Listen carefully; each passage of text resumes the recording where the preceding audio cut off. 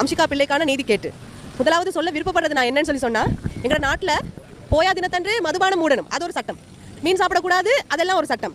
ஆனால் லமா லிங்கிக்கு அப்பயோஜனை அப்படின்ற தமிழ் எனக்கு சரியா சொல்ல தெரியல. ஸோ அதுக்கான ஒரு நீதியை வந்து யாருக்குமே தேட முடியல, யாருக்கும் ஒழுங்கான ஒரு முறையில் கொடுக்க முடியல. இதுதான் எங்க நாடா, இதுதான் எங்க சட்டமானு சொல்லி நான் உங்கள்கிட்ட கேட்குறேன். இதுக்கு என்ன தீர்ப்பு தான் எங்களுக்கு வழங்க போறீங்க? இந்த முயற்சி இன்னும் தொடரணும் அப்படின்னு சொல்லி நீங்க நினைக்கிறீங்களா?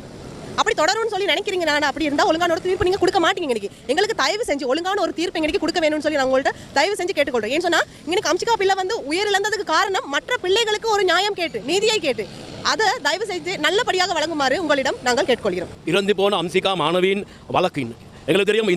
இந்த வழக்கில் தான் முதலாவது எடுத்து இந்த குற்றவாளி சந்தேக நபரை வந்து விடுவிச்ச வழக்கு. இன்று தான் அந்த வழக்கு திருப்பி எடுக்கிறாங்க. நாங்கள் இன்று வந்திருக்கிறோம் இதுக்கு நீதியை கேட்டு. எங்களுக்கு தெரியும் இது சம்பந்தமாக ஒரு பல 3 மாதத்துக்கு மேலே நீதியே இல்லை. 10ஆம் மாதம் 23ஆம் இந்த சம்பவம் நடந்துச்சு. இதில் வந்து கைது செய்யப்பட்டது அந்த பாடசாலையில் ஆசிரியர்களால் கைது செஞ்சு அவரை வந்து 3 நாள் விடுவிச்சிருக்கிறாங்க. ஆனாலும் அவர் அந்த பாடசாலை நீட்டதுக்கு மேலே எப்படி அது நடக்குது? கல்வி அமைச்சுக்கு தெரியாது, சிறுவர் பாதுகாப்புக்கு தெரியாதாம், மனித உரிமை ஆணையங்களுக்கு தெரியாதாம்.